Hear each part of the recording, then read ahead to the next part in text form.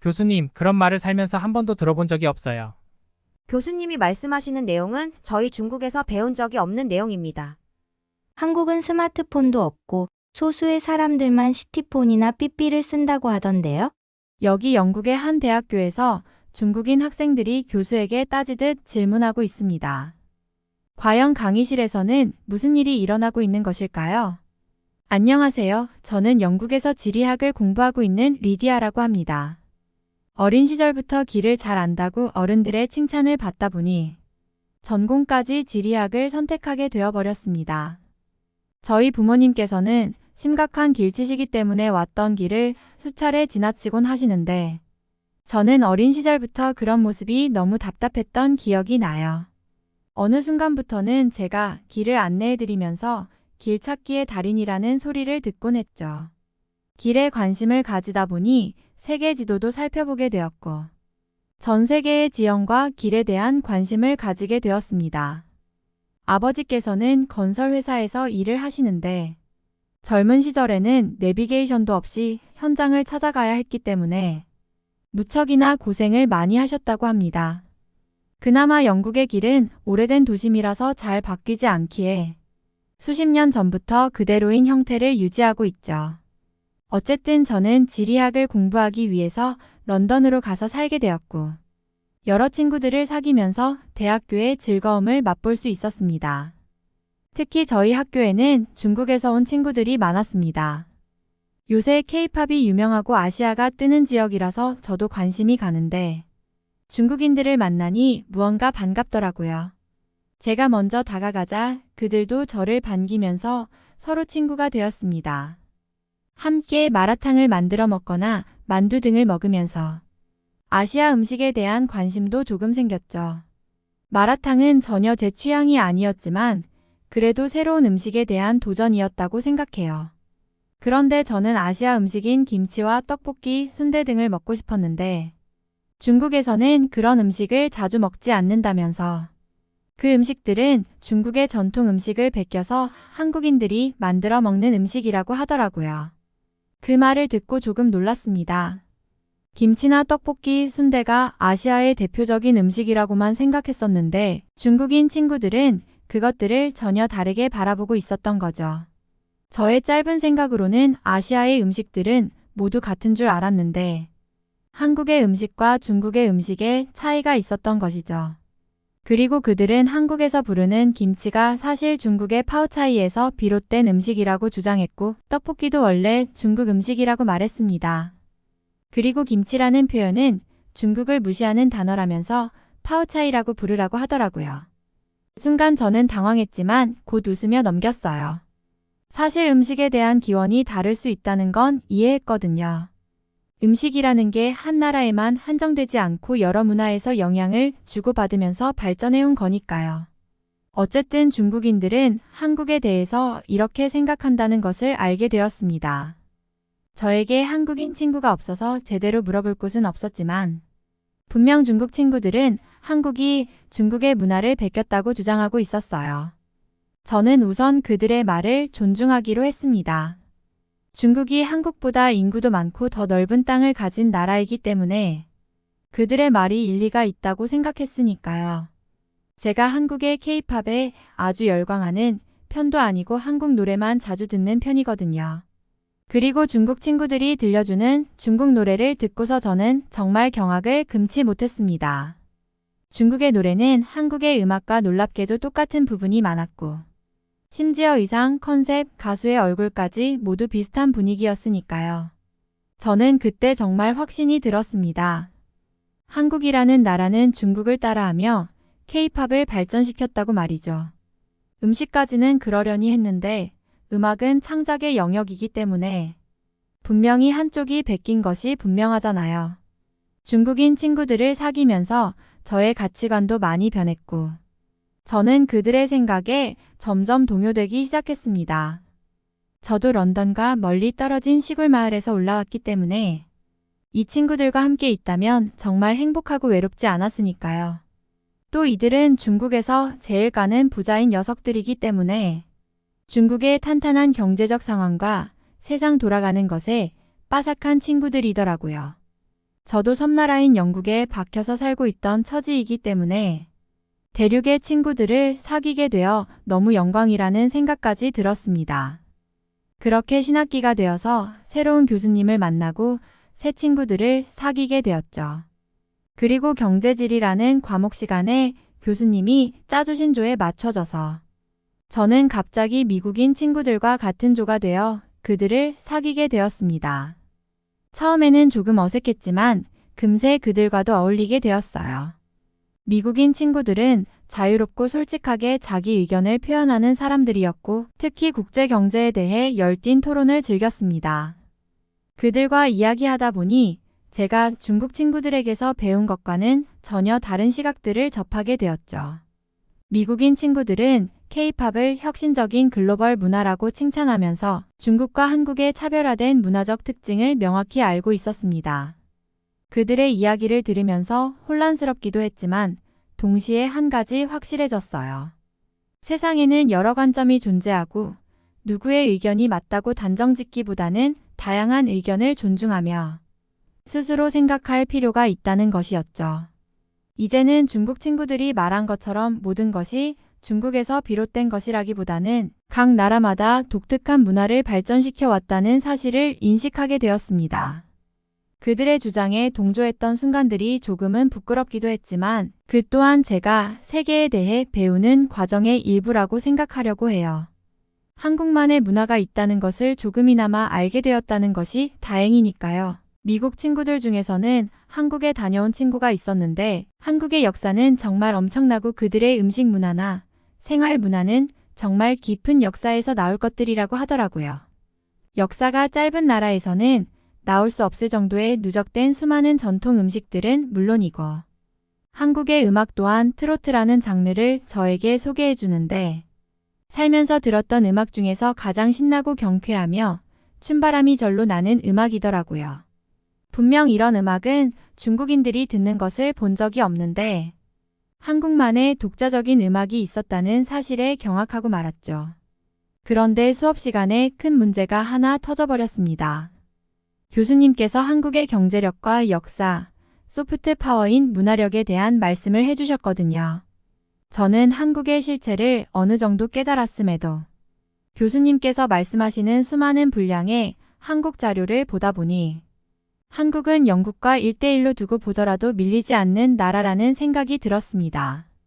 어쩌면 영국보다도 더 굉장한 나라라고까지 생각했죠.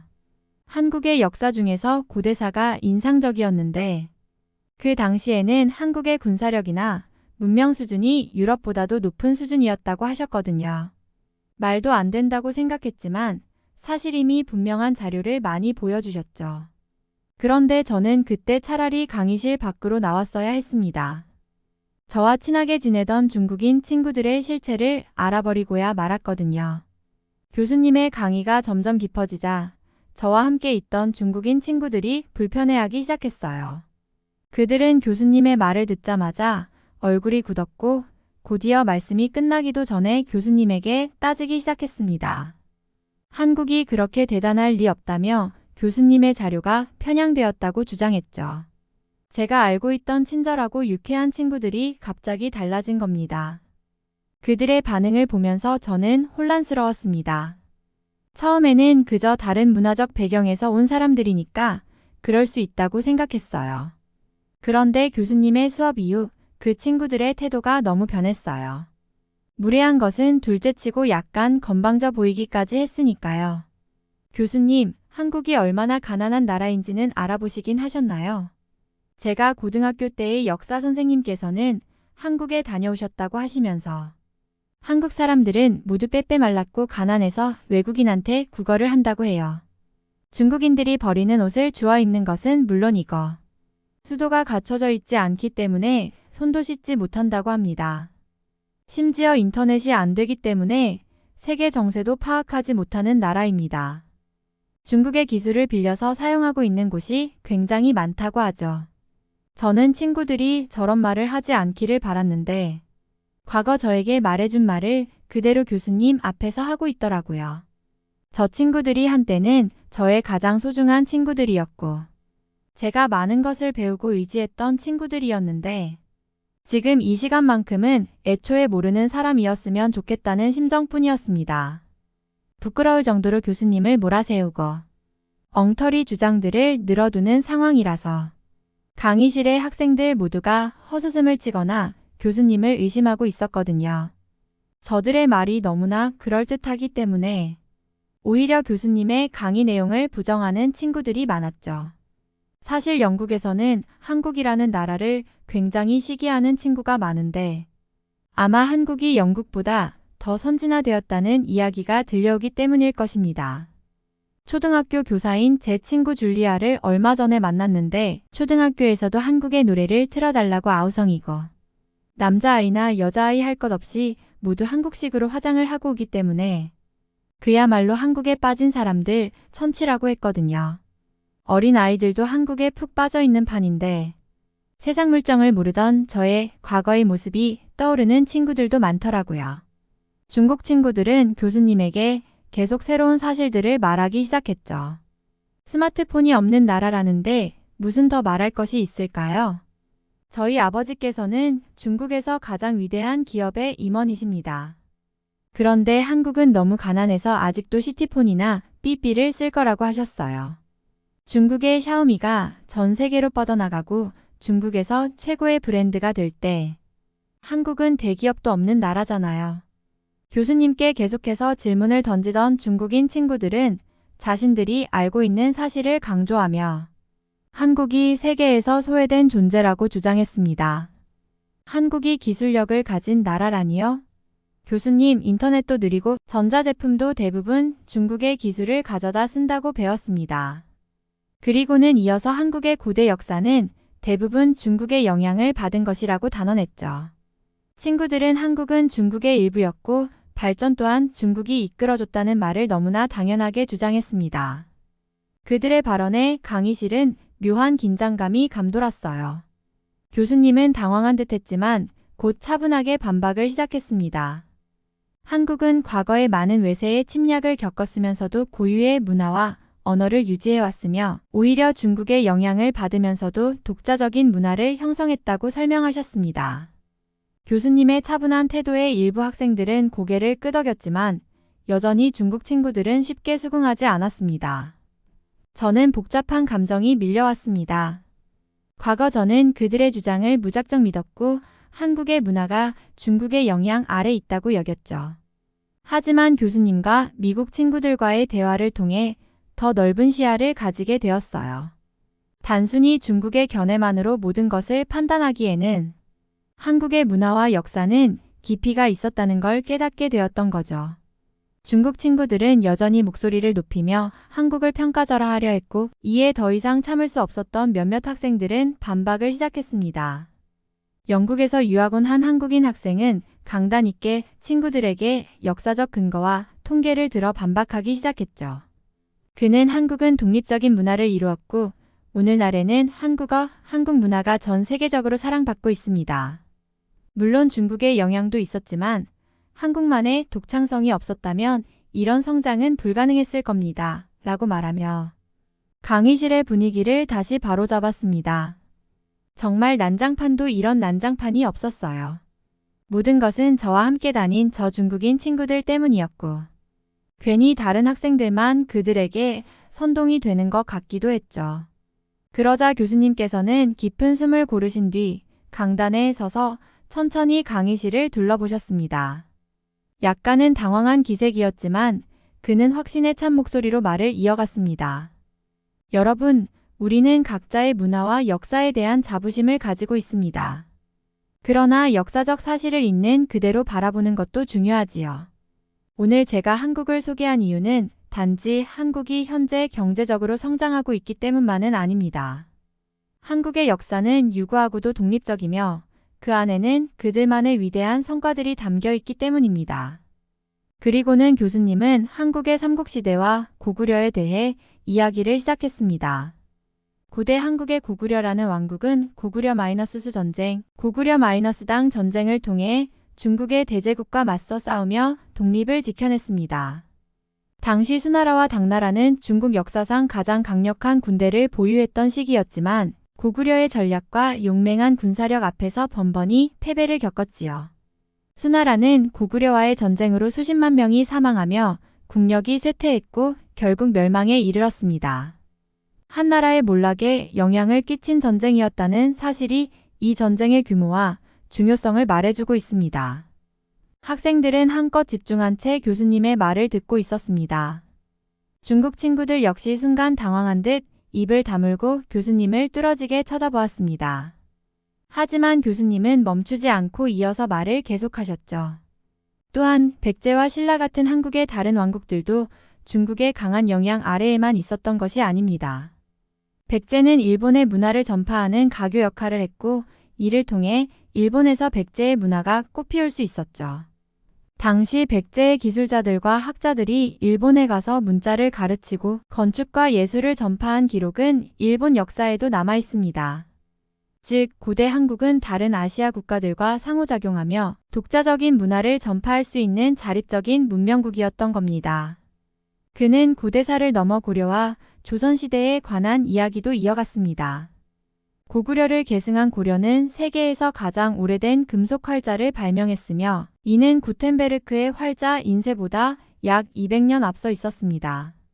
또한 조선 왕조의 과학자 장영실은 세계 최초의 강우량 측정기인 츠구기를 발명했죠. 이것은 단순히 기록을 남긴 수준이 아니라 국가의 행정을 과학적 방식으로 운영하려 했다는 증거입니다. 조선은 단지 중국을 따라한 나라가 아니라 독자적인 과학과 기술을 발전시켜온 역사를 지니고 있죠. 한글이라는 글자도 아실 겁니다. 또 한글마저 중국의 글자라고 말하려는 입모양이 보이는데 한글은 전 세계 누구한테 물어보아도 세종대왕이 만든 조선시대에 개발된 글자입니다.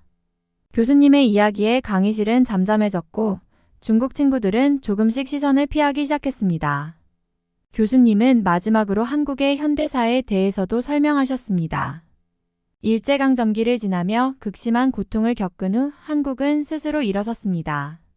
한국전쟁 이후 잿더미가 된 상태에서 경제 발전을 이루며 지금은 반도체, 자동차, 정보기술 등의 분야에서 세계 최상위권을 유지하고 있습니다. 단지 성장 속도만이 아니라 그 과정에서 이뤄낸 혁신이 세계를 놀라게 했다는 사실을 기억해야 합니다. 이렇게 힘든 시기를 겪었지만 한국은 독립적이면서도 창의적인 길을 걸어왔습니다. 학생들 사이에선 교수님의 말을 듣고 고개를 끄덕이거나 메모를 하는 소리가 들려왔습니다. 교수님은 고개를 숙이며 마지막으로 말했습니다. 여러분, 어떤 국가의 역사와 문화를 한쪽 시각으로만 바라보는 것은 위험합니다. 한국뿐만 아니라 모든 나라의 역사는 다양한 측면에서 연구될 필요가 있으며 각 문화와 역사가 서로의 영향을 주고받으면서 발전해왔다는 사실을 잊지 말아야 하겠습니다. 강의가 끝난 후 저는 한국에 대해 새롭게 느낀 점이 많아졌습니다. 한국은 단지 중국의 문화에 의존해온 작은 나라가 아니었고 중국 못지않은 강력한 역사적 자긍심과 자립성을 가진 나라였습니다. 그동안 친구들의 말만 듣고 중국의 시각에 동조했던 저 스스로가 부끄러웠지만 동시에 교수님 덕분에 더 넓은 시각으로 세상을 볼 수 있는 계기가 되었다고 느꼈습니다. 강의가 끝나고 교수님이 강단을 내려오시자 강의실은 웅성거림으로 가득 찼습니다. 모두가 강의 내용을 되새기며 이야기를 나누는 모습이었죠. 제 친구들은 이미 강의실을 나가버렸지만 방금 전 교수님께 당당히 반박했던 한국 친구가 여전히 자리에 앉아 있었습니다. 제 마음속에서는 어떤 망설임과 호기심이 교차했죠. 한국이라는 나라에 대해 더 알고 싶어졌고 특히 방금 전의 발언으로 나름 자부심을 느끼고 있을 그 친구가 조금은 다르게 보였어요. 저는 가방을 메고 조심스럽게 그 친구에게 다가가 말을 걸었습니다. 저기, 방금 강의에서 발언한 거 정말 인상 깊었어요. 한국 사람으로서 자부심을 느낄 만하네요. 그녀는 조금 놀란 얼굴로 저를 보더니 이내 미소를 지으며 대답했어요. 아, 고마워요. 사실 저도 한국에 대해서 그렇게 많이는 알지 못했어요. 그런데 유학 오고 나서 한국이 어떤 나라인지 더 많이 공부하게 되었죠. 한국 사람이라는 게 자랑스러워지는 순간이 많아졌어요. 그녀의 말에 고개를 끄덕이며 동의했습니다. 그런데 좀 부끄러운 말일 수도 있지만 사실 저도 예전에 한국에 대해 잘못된 생각을 하고 있었던 것 같아요. 중국 친구들한테 듣고선 한국에 대해 편견이 생겼거든요. 오늘 교수님 강의를 듣고 나니 시야가 넓어진 기분이에요. 제 말을 듣던 그녀는 오히려 이해한다는 듯 고개를 끄덕였어요. 괜찮아요. 사실 저도 다른 나라들에 대해 선입견을 가지고 있었던 적이 많았어요.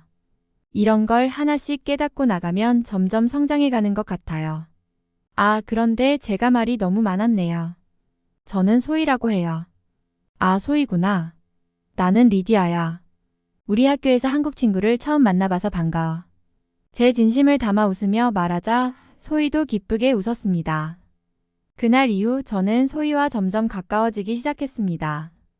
처음에는 간단히 커피를 마시며 서로에 대해 이야기하는 것에서 시작했지만 나중에는 함께 영국의 관광지를 여행하기도 했습니다. 소희는 저에게 한국 음식과 문화를 더 알려주기도 했어요. 그녀는 저에게 김치와 떡볶이를 만드는 방법도 알려줬고 한 번은 서로 간식을 나누며 한국 전통 음악과 최신 K-팝을 함께 들었던 기억도 떠올랐죠. 하루는 소희가 진지하게 제게 말했어요. 사실 한국을 좋아해줘서 정말 고마워. 외국에서 내 나라의 문화를 알리고 이해를 구하는 게 어려운 일인데 리디아 너처럼 열린 마음을 가진 친구가 있어서 정말 다행이야. 저는 소희를 만난 김에 한국어를 배우고 싶다는 말을 했더니 정말 흔쾌히 가르쳐준다는 말을 해주더라고요. 반대로 소희는 영어의 영국식 발음과 어법이 어렵다면서 저와 함께 공부하자고까지 제안하더라고요. 저는 한국어를 가르쳐주겠다는 소희의 말에 무척 기뻤어요. 어색하지만 첫 수업이 시작되었죠. 안녕하세요 같은 기본 인사말부터 배웠는데 발음이 신기하면서도 재밌었어요. 소희는 친절하게 한 글자씩 발음을 교정해 주었고 서툴지만 점점 한국어로 간단한 대화를 나누는 재미를 알게 됐습니다. 소희와 이야기하면서 한국 문화에 대한 호기심도 자라났어요. 특히 한국의 역사와 고유한 전통들이 영국에서 접했던 것들과는 너무 다르고 매력적이었거든요. 친구와 함께 한국 음식을 먹고 한국어를 배우는 시간이 늘어날수록 언젠가 한국을 직접 방문하고 싶다는 생각이 가슴속에 깊이 자리 잡게 되었습니다. 하루는 저녁 식사를 하면서 부모님께 무심코 소희에 대해 이야기하게 되었어요. 특히 소희와 한국어를 공부하는 재미와 한국의 전통, 문화와 일상을 배우는 과정에서 새롭게 알게 된 것들에 대해 말씀드렸죠. 이야기를 들으시던 아버지께서 뜻밖의 반응을 보이셨어요. 한국에 대해 자세히 알게 된 친구라니 정말 멋진 친구를 두었구나. 아버지가 약간 부러운 표정을 지으셨어요. 사실 우리 회사에서도 한국의 건설 기술에 대해 배워온 게 많단다. 그쪽 기술이 세계 최고 수준이라 특히 고층 건물이나 복합단지 시공 분야에서는 따라잡기 힘들 정도거든.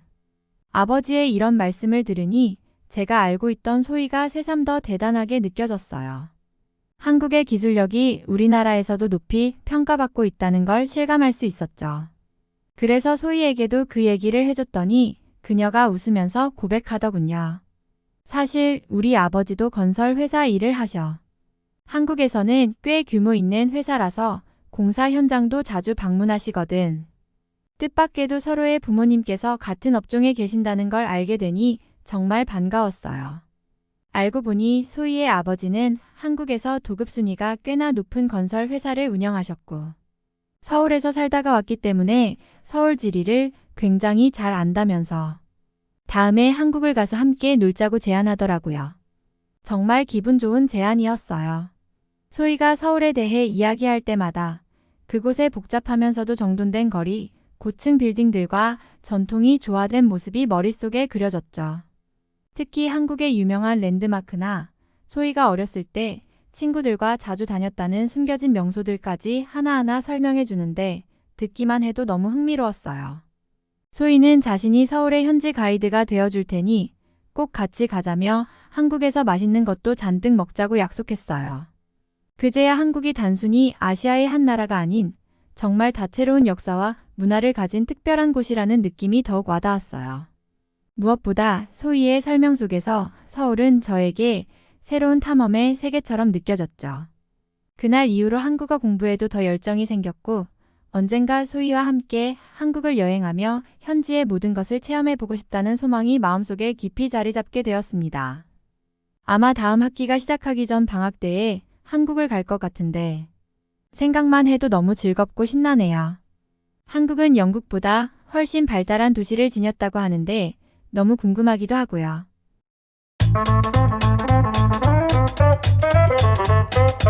여기 아시아를 여행하며 인생이 바뀌었다는 영국인 여성이 있습니다. 지구상에 이런 곳은 다시 없을 것이라며 무척이나 놀랐다고 하는데요. 과연 그녀가 아시아에서 겪은 일은 무엇이었을까요? 안녕하세요. 저는 영국인 브리오네스라고 합니다. 평소 다른 나라들에 관한 영상을 보는 것을 좋아하고 특히 아시아에 관심이 많은 편이죠. 아시아는 유럽과는 다른 전통과 예술적인 매력이 있고 삶의 모습이나 음식 문화 등이 전혀 다르기 때문에 유럽을 놀러 가는 것보다 훨씬 흥미진진하더라고요. 제가 아시아에 관심을 가지게 된 계기는 벌써 7년 전의 일인데요. 아버지와 아시아에 대한 다큐멘터리를 보다가 앞으로 중국과 아시아의 경제가 폭발적으로 성장하면 유럽을 위협할지도 모른다는 이야기가 나왔기 때문이죠. 저나 저희 가족은 아시아라고 했을 때에 무언가 부정적인 생각이 있었고 수상가옥에 살면서 물고기를 잡아먹거나 산에서 풀을 캐먹으며 수렵 활동을 하는 지역이 많다고 생각했거든요. 아직 현대 문명을 제대로 접하지 않은 사람들이 많을 것이고 위생이나 음식에 관한 문제도 여전히 존재할 거라고 말이죠. 영국은 수백 년 전부터 세계 최고의 선진화된 문명 사회였지만 아시아에는 아직도 불을 피우며 생활하는 사람들이 많다고 들었거든요. 그런데 그 다큐멘터리에서는 중국의 경제가 미국을 이길지도 모른다고 했고 중국의 인구가 당시 13억이나 되기 때문에 그들이 움직인다면 세계의 판도가 바뀔 것이라는 전망을 했었습니다. 아버지는 그런 이야기를 보면서 가만히 있을 수는 없다고 하시며 저에게 책을 2권 사주시더라고요. 하나는 중국어 회화책이었고 하나는 중국어 단어책이었어요. 저보고 그걸 공부하고 앞으로 대학교에 진학하면 중국에 자주 다녀오는 편이 좋다고 말씀하셨습니다. 영국은 섬나라이기 때문에 대륙에서 무슨 일이 일어나는지에 대해서는 직접적으로 체감하지 못하기 때문에 더욱 배우려 노력해야 한다고 했거든요. 저는 외워지지도 않는 중국어에 한자로 쓰인 단어나 성조가 있어서 말하기도 어려운 문장들을 하나씩 읽어가며 공부했고 꽤나 오랜 시간이 걸리고 나서야 가벼운 회화 정도는 할 수 있게 되었습니다. 이렇게 비효율적이고 어려운 고대 언어를 사용하는 중국인이 한편으로는 대단하면서도 차라리 그들이 영어를 공부하면 금방 배울 거라는 생각이 들었죠. 중국어보다 영어가 훨씬 효율적이고 합리적인 언어체계라고 생각이 들었거든요. 사실 제가 중국어를 공부하면서도 수많은 어려움에 봉착했었는데요. 제 친구들 사이에서 한국 열풍이 불었고 한국어를 배우거나 한국의 문화나 음식들을 배우고 직접 체험하는 것이 유행이었거든요. 저 또한 한국이 궁금하기도 하고 한국에 대해서 알고 싶었으나 부모님께서는 한사코 한국보다 중국을 배우라고 말씀하셨습니다. 국제물류학을 전공하신 아버지 말씀으로는 중국이 한국의 바로 옆에 있는 나라이면서도 유라시아 대륙 한가운데 있으니 중국을 배운다면 한국은 저절로 알게 될 거라고 하셨거든요. 누가 뭐라고 해도 세계 1등인 나라는 지금 미국인데 항상 TV에 나오는 것은 미국과 중국의 패권에 대해서만 나오지 않냐며 한국은 미국과 중국과 비교할 수도 없는 작은 나라라고 하셨죠. 영국은 미국의 뿌리와 같은 조상의 나라이니 영국인의 입장에서 중국을 배운다면 세계를 전부 알고 있는 것과 마찬가지라고 하시면서 말이죠. 그래도 저는 친구들 사이에서 왕따가 되기는 싫었고 중국어를 공부하면서 틈틈이 한국어도 함께 공부했습니다. 그런데 한국어는 중국어와 문법도 반대이지만 훨씬 효율적인 언어체계를 가졌고 글자 또한 따로 한글을 사용하기 때문에 쓰기도 굉장히 쉽더라고요. 그러면서 왜 중국은 한글을 사용하지 않는지 의문이 들었습니다. 한자는 너무 복잡하고 비효율적인데 그럴 바에는 차라리 한글을 빌려서 사용한다면 굳이 영어로 발음 기호를 쓸 필요도 없잖아요. 한국어를 배우면서 저는 오랫동안 배운 중국보다 한국에 더 관심을 가지게 되었죠. 저를 제외한 영국인 친구들은 전부 중국에는 하나도 관심이 없고 온통 한국에만 푹 빠진 상황이었기 때문에 중국 이야기도 할 수조차 없었거든요. 그런데 대학교 때에 진학하면서 만난 중국인 친구 지천과 친해지면서 중국으로 꼭 여행을 가야겠다는 생각을 하게 되었어요. 중국은 세계 최고의 경제대국인데 그 이유가 중국인들의 IQ가 다른 나라에 비해서 높다는 것이었고 중국의 도시들은 영국의 런던보다 작은 도시가 하나도 없다는 거였죠. 제가 다니는 대학교에는 중국 친구들이 상당히 많았었는데 그들은 전부 중국의 우수한 과학기술과 도시에 대해서 말하더라고요. 영국의 런던도 전부 중국처럼 새로 지으면 좋겠다면서 런던의 불편한 점들에 대해서 말하는데 저는 미처 생각하지 못한 것들이 대부분이었습니다. 영국의 지하철은 중국의 지하철에 비해서 크기도 작고 오래되어 불편하다고 했고 길거리는 너무 좁아서 차도 한 대가 겨우 지나갈 것 같다며 중국은 어딜 가도 도로가 넓고 거대하기 때문에 편리하다고 했죠. 또 런던의 낡은 건물들도 전부 허물고 전부 고층 빌딩을 지어야 한다고 하더라고요. 저는 이 친구들과 함께 어울리며 점점 중국의 도시가 도대체 어떠하기에 이러는지 무척이나 궁금해지기 시작했습니다. 그리고 마침 저는 고등학교 때의 친구들과 여행을 계획하게 되었고 저는 중국 여행을 가자고 설득하게 되었죠. 친구들에게 중국 친구들을 만났던 이야기를 늘어놓으면서 중국의 도시들을 구경하고 싶다고 말했죠. 그런데 제 친구들은 전부 한국을 좋아하는 녀석들이라서 중국 구경을 할 시간에 한국을 둘러보면 훨씬 신나고 재미있을 거라고 하더라고요. 한국은 현재 K-팝과 드라마로 세계 최고의 관광지이고 지금 영국인들도 전부 한국에 가고 싶어서 안달이라면서요. 저처럼 중국을 좋아하는 친구를 본 적이 없다면서 중국을 갈 거라면 차라리 프랑스를 가는 것이 낫겠다고 할 정도였죠. 프랑스가 유럽의 중국이라고 불리는데 그 이유가 중국처럼 더럽고 불편한 사람들이 많기 때문이라고 하니까요. 그런데 저는 중국이라는 나라가 프랑스처럼 그렇게 별로인 나라라고 생각하지 않습니다. 중국인 친구들은 중국어 수업을 들으면서 만났는데 굉장히 공부도 잘하고 논리적이라는 생각이 들었거든요. 저에게 중국어를 알려주던 모습도 굉장히 친절하다고 생각했고요. 결국 저는 친구들과 한 가지 타협점을 생각해냈습니다. 중국 여행과 한국 여행을 모두 가는 것이었어요. 조금 저렴한 비행기를 타고 저렴한 숙소에서 묵고 저렴한 밥집을 찾아다닌다면 충분히 두 나라 모두 가볼 수 있다고 생각했거든요. 제 친구들도 저의 의견에 동의해 주었고 저까지 3명의 친구와 함께 여행을 가기로 했습니다. 저희 부모님은 중국을 가는 것에 굉장한 지지를 표명해 주셨지만 친구들의 부모님은 중국과 한국 모두 걱정이라면서 여행을 말리셨다고도 하더라고요. 특히 중국에 대한 좋지 않은 이미지가 있다면서 위험한 곳에서 지내지 말라고 하셨다고 하는데 저는 오히려 한국보다 중국이 더 안전한 나라라고 믿었죠. 한국은 현재 군사도발 행위가 계속되고 있고 전쟁의 위험한 나라잖아요. 중국은 땅도 넓고 공항의 숫자도 많기 때문에 다시 영국으로 돌아오기도 편리하죠. 그리고 저희들은 중국 항공사의 저렴한 비행기를 이용해서 중국으로 향했습니다. 그런데 저희들은 중국인 승무원들로부터 차별적인 대우를 받게 되었고 과연 이 여행이 맞는지에 대한 의문이 들었는데요. 중국인 승무원들은 저희에게 자연스러운 중국어를 사용했고 저희 중에는 유일하게 중국어를 사용하는 사람이 저뿐이라서 의사소통에 무척 어려움을 가질 수밖에 없었습니다. 기내식을 먹는데도 돌을 씹는 것과 같은 밥을 먹어야 했고 빵을 달라고 하자 눅눅하고 쉰내가 나는 빵을 주더라고요. 화장실도 굉장히 더럽고 냄새가 났기 때문에 오랜 시간을 비행하는 비행기 안에서 고통스러워야만 했습니다. 비행기가 착륙할 때에도 서툰 비행사의 착륙인지 엄청난 충격이 허리에 가해져서 다리가 저릴 정도였습니다. 친구들은 저렴한 비행기라고 하더라도 이런 경우는 처음 본다면서 빨리 숙소에 가서 쉬고 싶다는 말만 반복하더라고요. 그런데 이상한 일은 그때가 끝이 아니었습니다. 저희의 캐리어 가방을 찾아야 하는데 아무리 기다려도 나오지 않는 거예요. 공항 관계자들에게 따지듯이 말했는데 기다리라는 답만 올 뿐이었죠. 그리고 한참 뒤에 나온 캐리어의 모습은 상상 초월이었습니다.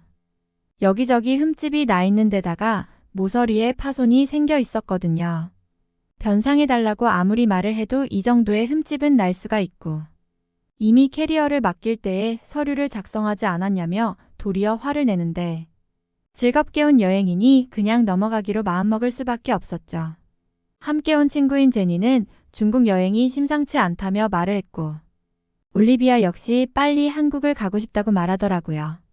그래도 저는 중국에 대해 무언가 신뢰가 있었습니다. 창 밖으로 보이는 풍경은 영국의 도시보다 세련되어 보였고, 무언가 색다른 모습에 감탄할 수 있었으니까요. 그런데 저희는 차라리 그날 바로 한국을 가는 편이 나을 뻔했어요. 배가 고파서 찾아간 중국의 식당에서 만두를 먹은 후 저희는 꼼짝없이 숙소의 침대에서만 누워 있었어야 했거든요. 중국에서의 며칠은 끝없는 시련의 연속이었어요. 그날 만두를 먹은 후 우리는 급성 식중독 증세로 괴로워하며 하루 종일 침대에 누워 있어야 했습니다. 배탈과 열이 오르락 내리락하는 와중에 숙소의 위생 상태도 엉망이었고, 에어컨은 찬바람도 잘 나오지 않아 땀을 흘리며 버텨야 했어요. 제니는 도착 직후부터 계속해서 한국에 가고 싶다고 말했고, 올리비아도 한국에 있으면 이런 일은 없었을 거라며 저에게 불만을 쏟아냈죠. 이 여행을 주도한 제 입장에서는 더없이 미안하고 난감할 따름이었어요.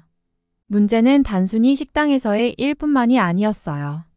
어디를 가도 시끄러운 소음, 탁한 공기, 그리고 바가지 요금이 우리를 반겼습니다. 시장에서는 값을 속이려는 상인들과 실랑이를 벌여야 했고, 택시를 탈 때마다 길을 빙빙 돌아 요금을 올리려는 기사들이 태반이었죠. 한 번은 유명한 관광지로 향하는 길에 그만 길을 잃었는데, 그곳의 표지판들은 영어가 거의 없었고 중국어로만 되어 있어서 도움을 받을 수도 없었어요. 구글 맵조차 작동하지 않는 상황이라 점점 초조해질 수밖에 없었죠. 식당, 교통, 숙소 문제로 마음이 지친 우리였지만 뭐라도 기억에 남을 만한 경험을 만들고 싶어 마지막 날에는 현지 박물관을 찾아가기로 했습니다.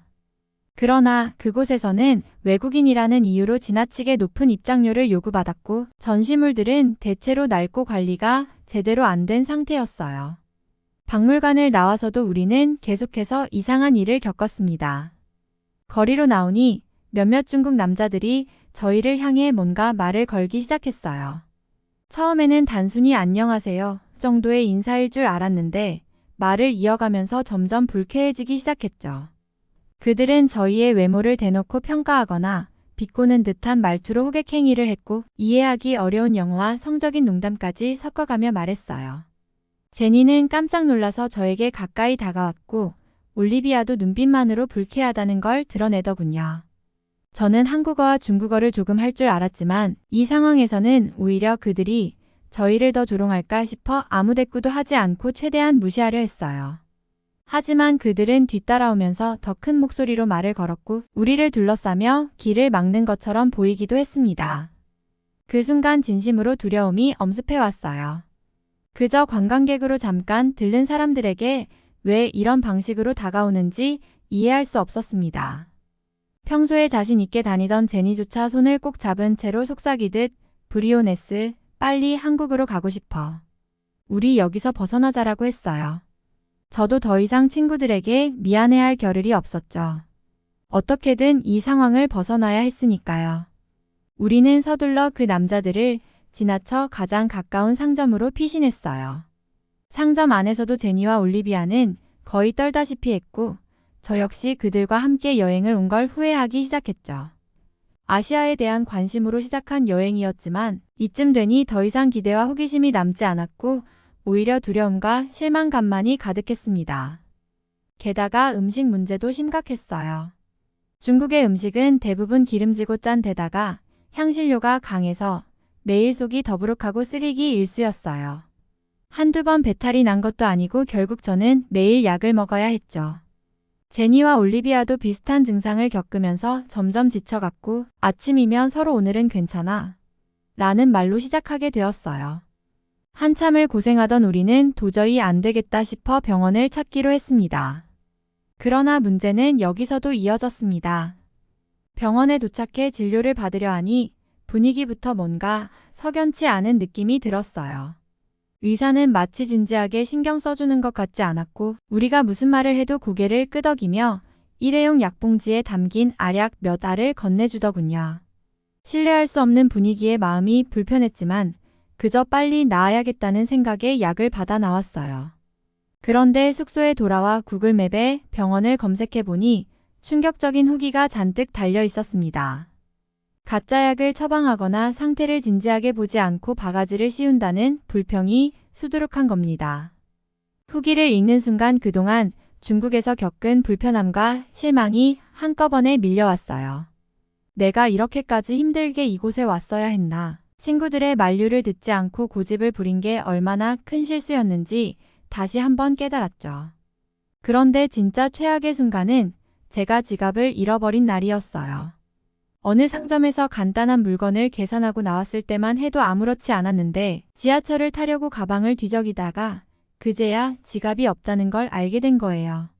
처음엔 아무리 생각해도 어디 두고 온 것 같아서 다시 상점으로 돌아가 보았지만 그곳엔 이미 지갑이 없었습니다.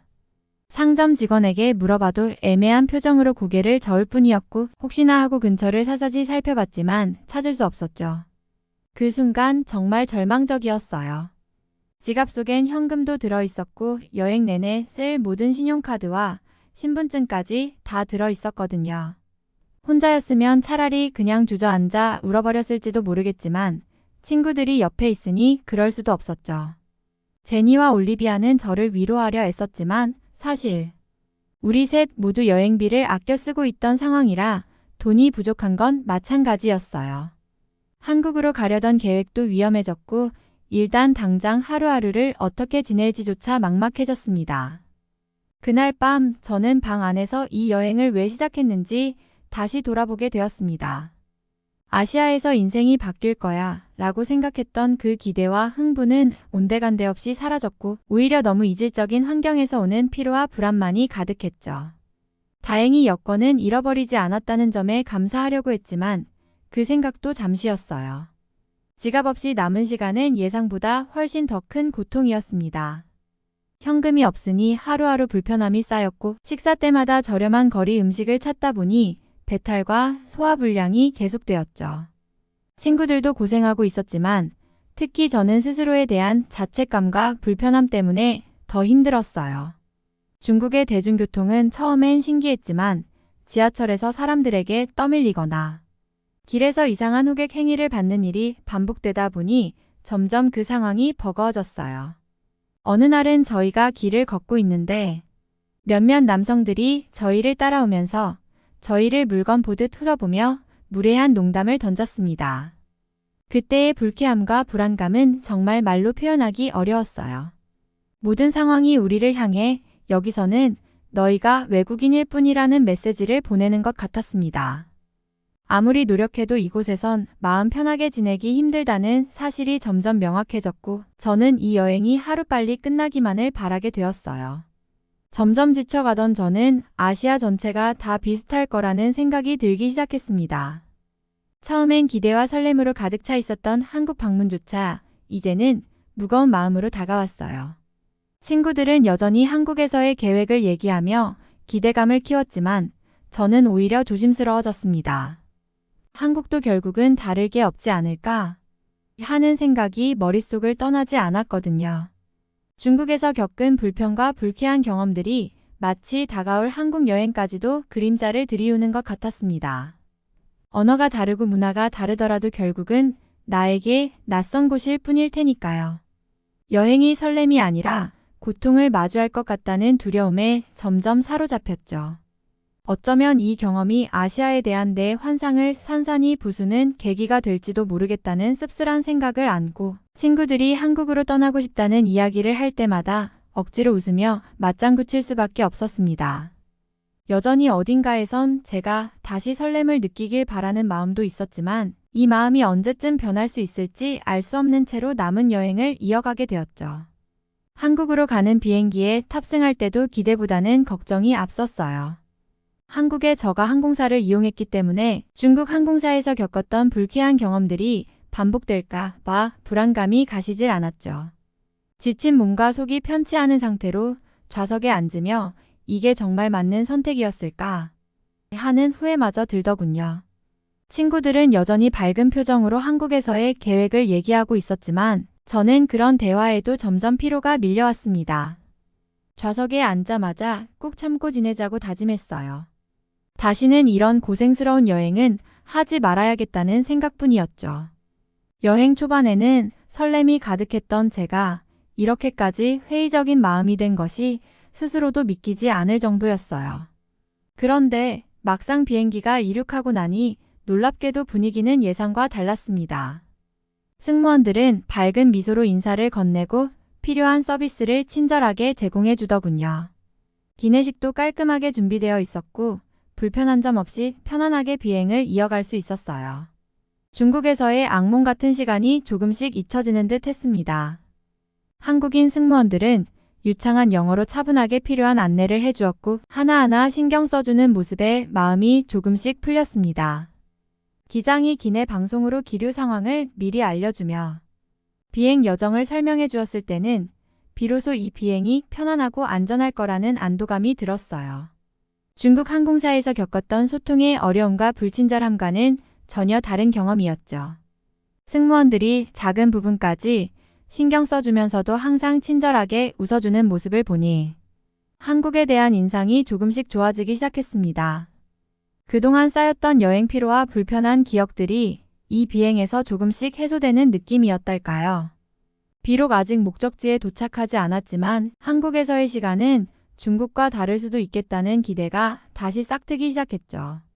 한국 공항에 도착해서 캐리어를 찾으러 갔을 때 중국에서 파손된 제 캐리어를 다시 보게 되었어요. 그동안의 고생을 함께한 짐이었기에 엉망이 된 모습이 더 안타깝게 느껴졌죠. 그런데 한국 공항 직원이 제 캐리어를 살피더니 살짝 미소를 지으며 수리해 드릴 수 있습니다. 비용은 신경 쓰지 마세요라고 친절하게 말하는 거예요. 믿기지 않았습니다. 그동안 중국에서 작은 문제라도 해결하려고 하면 시간과 비용만 더 들던 경험이 떠올랐죠. 그런데 한국 공항에서는 손상된 캐리어를 무료로 수리해 준다니 이런 세심한 배려와 친절이 새삼 놀랍게 느껴졌습니다. 직원들은 마치 제 불편을 본인의 일처럼 여기며 상황을 이해해 주었고 수리도 빠르게 처리해 주었어요. 이 작은 사건 덕분에 한국에 대한 첫인상이 더없이 좋게 변했죠. 한국에서는 정말 다른 여행을 할 수도 있겠구나 하는 생각이 들었고 그 기대감에 피로마저 조금씩 풀리는 것 같았어요. 제 친구들도 한국에 도착하자마자 진작 한국에 올 걸 그랬다 며 얼굴이 환해졌어요. 공항에서 캐리어 수리까지 도와준 친절한 경험 덕분에 다들 마음이 누그러진 거죠.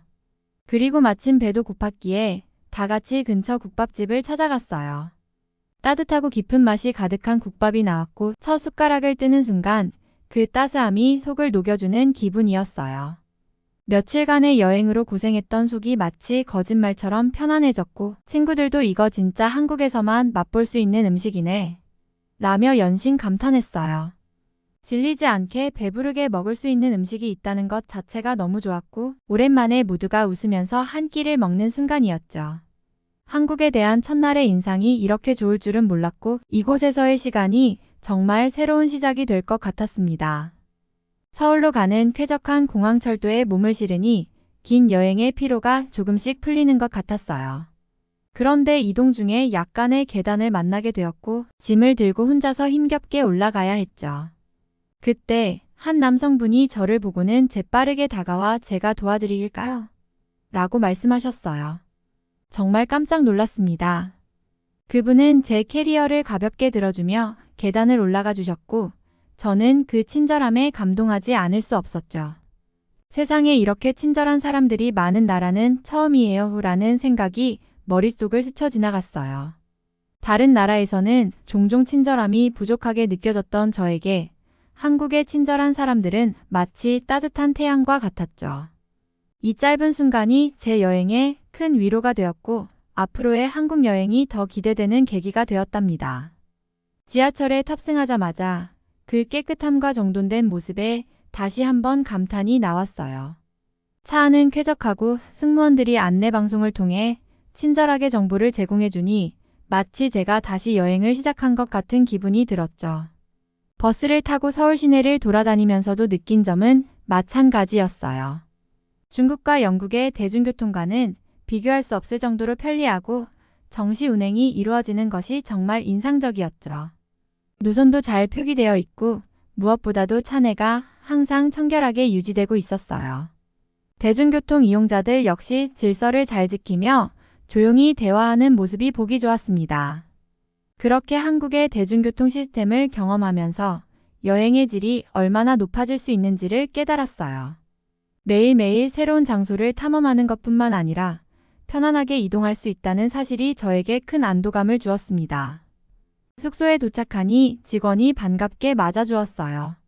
하지만 그다지 좋지 않은 소식이 전해졌죠. 우리가 예약한 방에 문제가 생겼다고 하더니 대신 더 넓고 쾌적한 방으로 업그레이드를 해준다는 것이었습니다. 게다가 서비스로 한국의 기념품까지 주신다고 하니 그야말로 놀라운 대우였어요. 방으로 들어가자마자 넓은 공간과 깨끗한 시설에 다시 한번 감탄이 절로 나왔죠. 기념품으로 받은 작은 한복 인형과 한국 전통 과자들은 저에게 특별한 기억으로 남을 것 같았어요. 이곳에 온 것만으로도 저의 기분이 한층 더 나아지는 기분이었죠. 한국의 친절함은 정말 대단한 것 같아요. 그동안의 힘든 경험을 잊게 해줄 만큼 따뜻한 환대를 받으니 이제는 한국에서의 시간을 더욱 기대하게 되었어요. 친구들과 함께한 여행이 이렇게나 즐겁게 변화할 수 있다니 이번 여행의 시작이 이렇게 행복할 수 있다는 것이 믿기지 않았습니다. 그렇게 저희는 경복궁에 가서 한복을 입고 한국의 전통 문화를 체험하기로 했어요. 화려한 한복을 입고 궁궐을 돌아다니며 사진을 찍으니 마치 한 편의 드라마 주인공이 된 듯한 기분이었죠. 전통 건축물과 아름다운 정원 속에서의 사진들은 정말 잊을 수 없는 추억으로 남을 것 같았어요. 경복궁에서의 시간을 마친 후 우리는 한강으로 향했어요. 한강은 정말 말도 안 되게 거대한 강이었어요. 세계에서 가장 넓은 폭을 자랑하는 도심의 강이라고 하던데 그 규모는 정말 상상 이상이었죠. 강가에 앉아 친구들과 함께 즉석에서 사온 라면을 끓여 먹으며 강바람을 느끼니 이 순간이 너무 행복하더라고요. 라면의 맛도 한국의 정서가 담겨 있었고 경치와 함께하는 식사는 더욱 특별하게 느껴졌어요. 여유롭게 흐르는 강과 서울의 멋진 스카이라인을 바라보며 이제야 진정한 아시아의 매력을 느끼게 된 것 같았어요. 처음에 고통스러운 경험들이 이렇게 아름다운 순간들로 바뀌니 여행이란 결국 이런 것인가 싶었습니다. 중국의 건물들도 영국보다 거대하고 인상적이었지만 한국의 건물들은 그보다 훨씬 매력이 있었어요. 중국과 비교도 안 되었죠. 밤이 되자 화려한 조명 아래에서 빛나는 고층 빌딩들은 정말 상상 이상이었죠. 서울의 스카이라인은 마치 한 편의 현대적인 예술작품처럼 느껴졌고 그 속에서 나 자신이 마법 같은 도시 속에 살아가는 듯한 기분이 들었어요. 그 순간 영국인이 아닌 한국인이었다면 좋았을 텐데라는 생각이 문득 스쳤습니다. 한국 문화와 생활이 이렇게 다채롭고 매력적인데 그 속에서 더 깊이 파고들 수 있었더라면 하는 아쉬움이 들었죠. 나의 뿌리와는 또 다른 문화에 발을 담그고 싶다는 마음이 커졌어요. 친구들 덕분에 한국을 제대로 알게 되었고 그들이 없었다면 저의 주장대로 중국 여행만 했다면 아마 저는 이미 병원 응급실에 실려가 있을지도 몰라요. 생각해보면 중국의 응급실에서 누워있다가 여행이 끝났을지도 모른다는 상상이 끔찍하더군요. 한국에서는 그 어떤 불편함도 느끼지 못하고 오히려 따뜻한 환대와 친절한 서비스에 감동받았어요. 그래서 친구들에게 감사할 따름입니다. 그들이 없었다면 저의 편견에 갇혀 불행한 경험으로만 가득했을지도 모르죠. 한국에서의 시간은 마치 새로운 출발을 알리는 듯 했어요. 이제는 아시아에 대한 두려움이 아닌 더 많은 경험을 쌓고 싶은 마음이 생겼습니다. 결국 중국에서의 힘든 시간 덕분에 한국에서의 소중한 순간들을 더욱 깊이 느낄 수 있었던 것 같습니다. 아시아라고 해도 같은 아시아가 아니라는 생각이 들었고 부모님께서도 중국에서의 경험을 들으시고 무척 걱정스러워 하시더라고요. 아무래도 중국은 제가 생각했던 것과 너무 다른 나라였어요. 그러면서도 한국에서의 경험은 완전히 달라서 정말 감정의 롤러코스터 같았죠. 영국도 한국처럼 발전했으면 좋겠다는 마음이 커졌어요. 특히 사람들의 친절과 서비스는 우리나라에서 많이 부족하다고 느끼기 때문이에요. 한국의 빠른 대중교통 시스템과 깨끗한 환경은 정말 인상적이었고 이런 점들이 영국에서도 잘 적용되면 좋겠다고 생각했죠. 결국 여행은 저에게 새로운 시각을 주었고 문화의 다양성을 이해하게 해주었습니다. 앞으로도 다른 나라를 탐험하며 더 많은 경험을 쌓고 싶어요. 한국에서의 따뜻한 기억을 잊지 않고 더 나은 세계를 위해 노력하는 사람이 되고 싶습니다.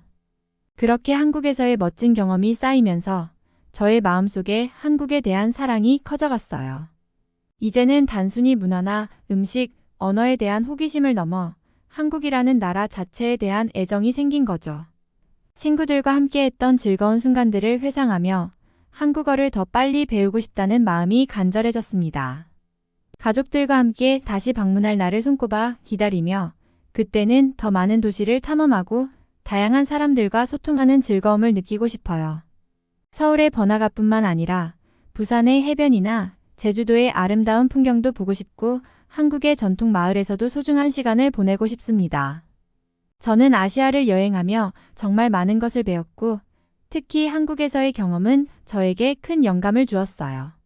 이 모든 일들이 저를 더욱 성장하게 하고 다른 문화에 대한 이해와 존중을 심어주었습니다. 앞으로의 여행은 제가 어떤 새로운 것들을 배울 수 있을지 또 어떤 멋진 사람들을 만날 수 있을지 기대가 가득해요. 이번 사연은 여기서 마무리하도록 하겠습니다. 끝까지 시청해주셔서 감사드립니다. 좋아요와 구독은 영상 제작에 큰 힘이 됩니다. 꼭 한 번씩만 눌러주세요. 감사합니다.